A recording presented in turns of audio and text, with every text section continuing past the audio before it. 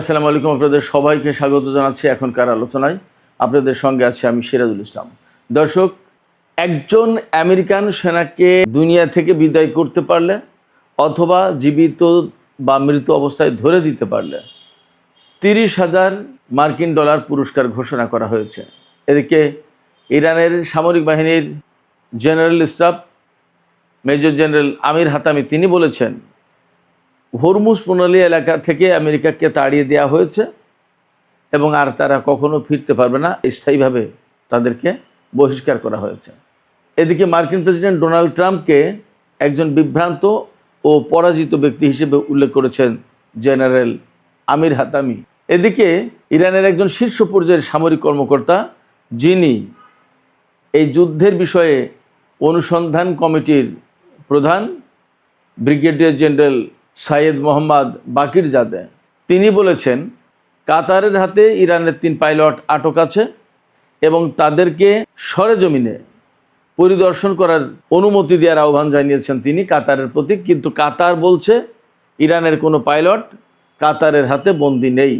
ব্যাপারটা নিয়ে বেশ একটা জটিল অবস্থা তৈরি হচ্ছে মনে হচ্ছে। এদিকে ইরান এবং মধ্যপ্রাচ্যের যে পরিস্থিতি, এই যুদ্ধকে কেন্দ্র করে মার্কিন প্রেসিডেন্ট ডোনাল্ড ট্রাম্পের জনপ্রিয়তায় মারাত্মক রকমের ধস নেমেছে। নতুন এক জরিপে দেখা যাচ্ছে আগামী নভেম্বরে যে মিড টার্ম ইলেকশন আছে, সেই ইলেকশনে 55% ভোটার ট্রাম্পের বিপক্ষে ভোট দিয়েছেন এবং গত মাসে যে অবস্থা ছিল তার চেয়ে 8% আরও ডাউন হয়েছে, পতন হয়েছে জনপ্রিয়তার। অর্থাৎ ডোনাল্ড ট্রাম্প মারাত্মক রকমের চ্যালেঞ্জের মুখে এখন আগামী মিড টার্ম ইলেকশনের জন্য। সুপ্রিয় দর্শক, এই বিষয়গুলো নিয়েই মূলত আজকের ভিডিওতে আমি আলোচনা করার চেষ্টা করব। আশা করি আপনারা সবাই শেষ পর্যন্ত সঙ্গে থাকবেন, আর ভিডিও ভালো লাগলে লাইক কমেন্ট শেয়ার করবেন এবং চ্যানেলটি সাবস্ক্রাইব করে সাথেই থাকবেন। দর্শক, প্রথমে বলি, ইরানের সামরিক বাহিনীর জেনারেল স্টাফ মেজর জেনারেল আমির হাতামি তিনি একসময় ইরানের প্রতিরক্ষা মন্ত্রী ছিলেন। প্রেসিডেন্ট রুহানির আমলে তিনি প্রতিরক্ষা মন্ত্রী ছিলেন। তিনি বলেছেন, তার মানে খুবই গুরুত্বপূর্ণ কর্মকর্তা মেজর জেনারেল। ইরানে এখনও পর্যন্ত সম্ভবত মেজর জেনারেলই সর্বোচ্চ র্যাঙ্ক। তো এই আমির হাতামি বলছেন যে একজন আমেরিকান সেনাকে হত্যা করতে পারলে, এটা আমি আমার কথা বলছি না, তার কথা বলছি, তিনি বলেছেন, আমির হাতামি বলেছেন যে একজন আমেরিকান সেনাকে হত্যা করতে পারলে 30,000 ডলার পুরস্কার দেওয়া হবে। আর যদি একজন আমেরিকান সেনাকে ধরে দেওয়া হয় তো একই পরিমাণ পুরস্কার। তো আর একজন আমেরিকান সেনাকে যদি ধরে আনা হয়, ইরানি সামরিক বাহিনীর কাছে ধরে হস্তান্তর করা হয়, তাহলেও একই পরিমাণে পুরস্কার দেওয়া হবে। এখানে তিনি মজার আর একটা ঘোষণা দিয়েছেন যে এই যে হত্যার কাজটা অথবা ধরে আনার কাজটা, মার্কিন সেনাদেরকে আটক করার কাজটা, এটা যদি কোনো নারী করতে পারে তাহলে পুরস্কার হবে ডাবল। শুধু তাই না, যে অস্ত্র ব্যবহার করা হবে সেই অস্ত্রকে ইরানের সামরিক বাহিনী কিনে নেবে এবং ইরানের বিশেষ কোনো জাদুঘরে বিশেষ মর্যাদায় সেই অস্ত্র রাখা হবে।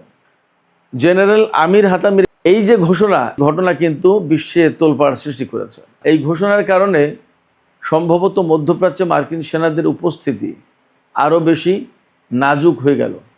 মার্কিন সেনারা এখানে উপস্থিত থাকতে, অর্থাৎ এই অঞ্চলে মোতায়েন থাকতে খুব ভয়ের ভেতরে থাকবে। জেনারেল আমির হাতামি আরও বেশ কিছু কথা বলেছেন। তিনি মার্কিন প্রেসিডেন্ট ডোনাল্ড ট্রাম্পকে একজন বিভ্রান্ত ও পরাজিত ব্যক্তি হিসেবে উল্লেখ করেছেন।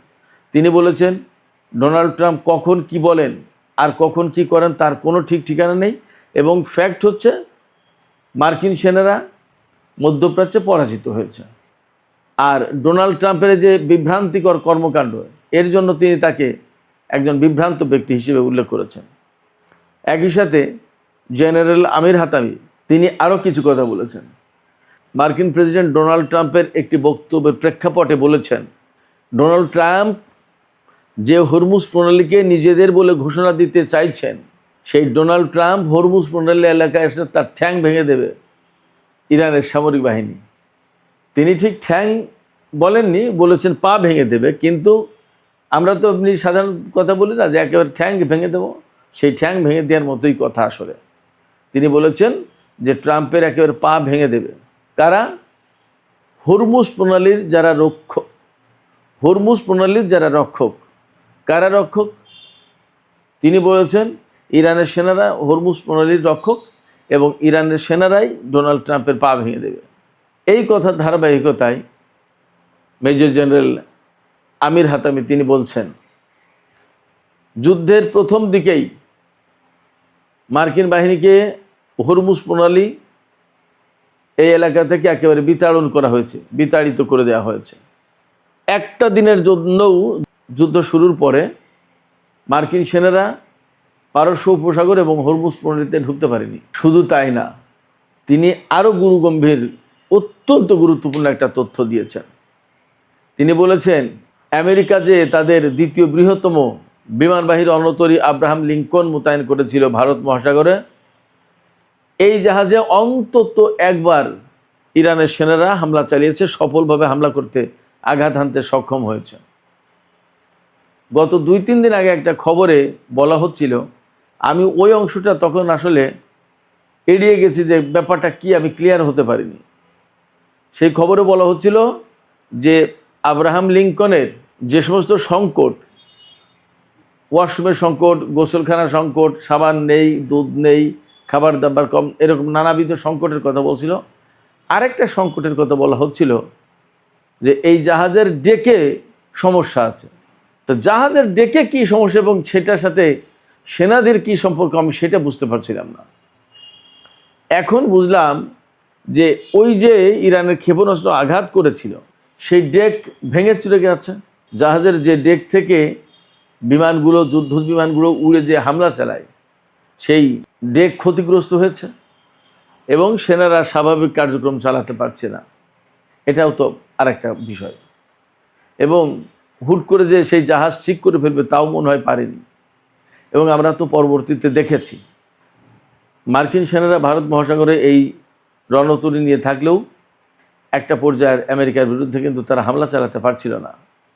অন্যান্য সংকটের সাথে এই জাহাজ থেকে বিমান হামলা চালানোর মতো পরিবেশও মনে হয় ছিল না, এটা বোঝা যাচ্ছে। আমির হাতামি সেই কথাই বলেছেন যে অন্তত একবার ইরান সফলভাবে এই আব্রাহাম লিঙ্কন বিমানবাহী রণতরীতে ক্ষেপণাস্ত্র দিয়ে আঘাত হানতে সক্ষম হয়েছে। ব্যাপারটা যদি তাই হয় তাহলে এটা ইরানের জন্য অনেক বড় ব্যাপার। আমেরিকার কোনো জাহাজই ইরানের ক্ষেপণাস্ত্রের আওতায় নিরাপদ নয়, এটা পরিষ্কার হয়।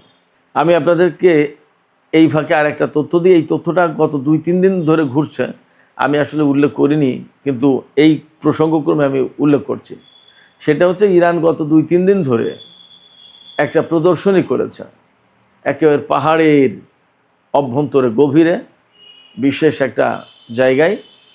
তাতে দেখানো হয়েছে এই যুদ্ধের সময় ইরানের ক্ষেপণাস্ত্র এবং ইরানি সেনাদের হামলায় কিভাবে মার্কিন F-15, তারপরে হারকিউলিস বিমান বা আরও যে সমস্ত বিমান ভূপাতিত হয়েছে। এরপরে 170টা ড্রোন দেখিয়েছে। আমেরিকা এবং ইসরায়েলের ড্রোন ভূপাতিত করেছে ইরান। সেই সমস্ত ড্রোনের ভগ্নাংশ কোনোটা প্রায় অক্ষত, বিভিন্ন ড্রোন, বিভিন্ন বিমান বিভিন্ন পর্যায়ে, কোনোটা ভাঙা চোরা পার্টসপত্র এগুলো দেখিয়েছে। তার মানে হচ্ছে ইরান আসলে আমেরিকার সামনে এই যুদ্ধে মূর্তিমান আতঙ্ক হয়ে দেখা দিয়েছিল। এবং ইরানের পক্ষ থেকে আমেরিকার বিরুদ্ধে যে সমস্ত অভিযান চালানো হচ্ছে এগুলো আশ্চর্যজনক অভিযান। এই সমস্ত অভিযানে আমেরিকা যে এইরকমভাবে নাকানি চুবানি খেয়ে যাবে হয়তো ইরান নিজেও এটা কল্পনা করতে পারেন। এবং পরবর্তীতে ইরান কিন্তু এই অভিযানের মাত্রা বা তাদের প্রতিরোধের মাত্রা কিন্তু বাড়িয়ে দিয়েছে ধীরে ধীরে। তার মানে ইরান বুঝে গেছে আমেরিকার দুর্বলতাগুলো কোথায়। এই দুর্বলতাগুলো খুঁজে খুঁজে ইরান হিট করেছে। ইরানের সামরিক বাহিনী আজকে আমেরিকাকে একেবারে পরিপূর্ণভাবে পরাজিত করার অঙ্গীকার ব্যক্ত করেছে। তারা বলেছেন, ইরানের সামরিক বাহিনী বলেছে যে মধ্যপ্রাচ্য অঞ্চল থেকে মার্কিন সেনাদের একদম চূড়ান্তভাবে চলে যাওয়ার, এটা হচ্ছে রেড লাইন। এই অবস্থা পরিপূর্ণ করা না পর্যন্ত ইরান যুদ্ধ থামাবে না এবং আমেরিকার বিরুদ্ধে অভিযান চলতে থাকবে, এবং মধ্যপ্রাচ্যে আমেরিকার কোনো সেনা থাকতে পারবে না। এইটা হচ্ছে ইরানের পক্ষ থেকে চূড়ান্ত ঘোষণা এবং চূড়ান্ত দাবি, চূড়ান্ত লক্ষ্য। এর মানে হচ্ছে, আমি যা মনে করছি, আমি বেশ কিছুদিন ধরেই বলেছি যে আমেরিকার সেনারা মধ্যপ্রাচ্যে থাকতে পারবে না, এবং ইরান এখন সেই ঘোষণাই কিন্তু দিচ্ছে যে মধ্যপ্রাচ্য অঞ্চলে আমেরিকা থাকতে পারবে না, আমেরিকার সেনারা থাকতে পারবে না। এবং এই যে জেনারেল আমির হাতামি বললেন যে হরমুজ প্রণালী এলাকায় আমেরিকার সেনারা ঢুকতে পারেনি, আর তাদের কখনো ঢুকতে দেওয়া হবে না। হরমুজ স্থায়ীভাবে আমেরিকা ইসরায়েলের জন্য নিষিদ্ধ হয়ে গেছে, এবং জাতীয় সংসদ থেকেও কিন্তু এই ধরনের একটা প্রস্তাব বা বিল পাশ করা হয়েছে। অতএব হরমুজ প্রণালী এলাকা এবং হরমুজ প্রণালীর আশপাশ টোটাল মধ্যপ্রাচ্য এর কোথাও আমেরিকার সেনাদের জন্য আসলে জায়গা রাখতে চাইছে না ইরান। তারা কতদিনে এই ঘোষণা, এই অঙ্গীকার বাস্তবায়ন করতে পারবে, সেটা একটা দেখার বিষয়। সুপ্রিয় দর্শক, আমরা গতকালকে বলেছিলাম একটা ভিডিওতে যে ইরানের অন্তত 3 জন পাইলট কাতারে বন্দী রয়েছে।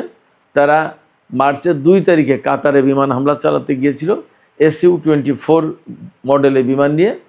বিমান হামলা চালিয়ে, বোমা হামলা চালিয়ে ফেরার পথে দুটো বিমানই কাতারি বাহিনী বা মার্কিন বাহিনীর হাতে বিধ্বস্ত হয়, এবং তার ভিতরে একজন সেনা মারা যায় আর 3 জন সেনা আটক রয়েছে কাতারের কারাগারে। এটা ইরানের দাবি। এই দাবির পরে কাতার বলছে যে না, তাদের কাছে কোনো সেনা বা পাইলট আটক নেই, এবং এই দাবিটা ঠিক না। এখন ইরানের পক্ষ থেকে এই যে যুদ্ধে যে সমস্ত ব্যক্তি নিখোঁজ টিখোঁজ হয়েছে, এই সমস্ত ব্যাপারে অনুসন্ধান কমিটি গঠন করা হয়েছে সামরিক বাহিনীর পক্ষ থেকে।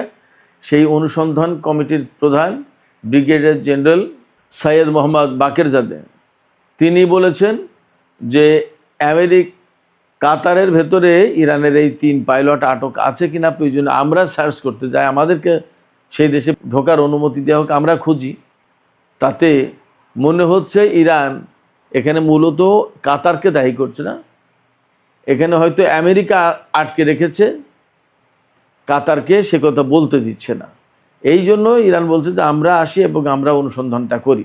এখন কাতার যদি এই ব্যাপারে কোনো সাড়া না দেয়, অর্থাৎ ইরানকে যদি তাদের পাইলট ফেরত না দেয়, অথবা তাদের পাইলট অনুসন্ধানের জন্য যদি সুযোগ না দেয়, তাহলে ইরানের সাথে কাতারের সম্পর্কের কি পরিস্থিতি দাঁড়াতে পারে, সেটা কিন্তু একটা প্রশ্ন সাপেক্ষ ব্যাপার। এমনি কাতারের সাথে ইরানের সম্পর্ক ভালো ছিল, ভালো আছে বলে মনে করা হয়, কিন্তু কাতার যদি পাইলটদের ব্যাপারে ইরানকে সহযোগিতা না করে, তাহলে হয়তোবা সেই সম্পর্ক মারাত্মক রকমের খাদে পড়বে, খারাপ হয়ে যাবে। সুপ্রিয় দর্শক, আলোচনা শেষ করব। একটা বিষয় তার আগে একটু জানাই, সেটা হচ্ছে মার্কিন প্রেসিডেন্ট ডোনাল্ড ট্রাম্পের পারফরমেন্স, তার জনপ্রিয়তা, এই সমস্ত ব্যাপারে একটা নতুন জরিপ চালানো হয়েছে।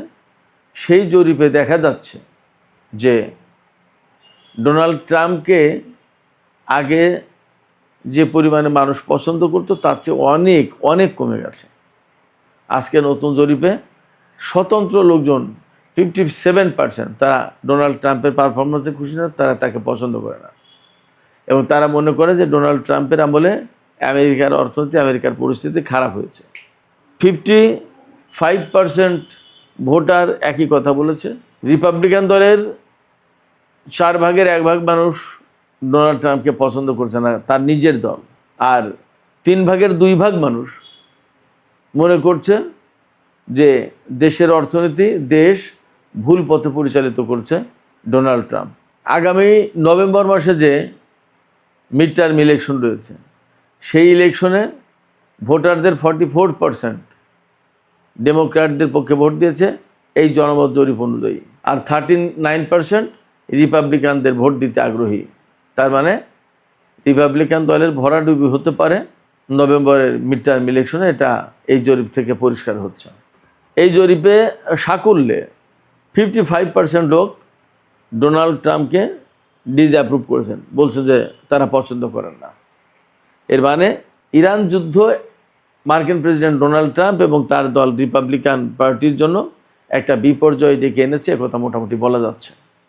এখন সামনে নির্বাচন নভেম্বর মাসে, আরও বেশ কিছু সময় আছে বাকি। দেখা যাক এই সময়ের ভেতরে ডোনাল্ড ট্রাম্প কোনোভাবে তার জনপ্রিয়তা কিছুটা ফেরাতে পারেন কিনা। তা যদি না হয় তাহলে আসন্ন নির্বাচনে তার দল খুব খারাপ করবে, একথা বলাই যায়। সুপ্রিয় দর্শক, এখনকার আলোচনা এখানে শেষ করতে চাই। আলোচনা শেষের আগে আপনাদের কাছে মতামত জানতে চাই।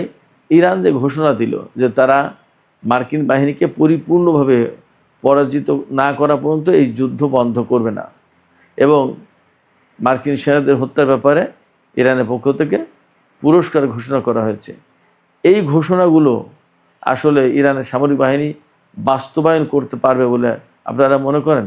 আপনাদের মতামত কমেন্টে জানাতে পারেন। আর ভিডিও ভালো লাগলে লাইক, কমেন্ট, শেয়ার করবেন এবং চ্যানেলটি সাবস্ক্রাইব করে সাথেই থাকবেন।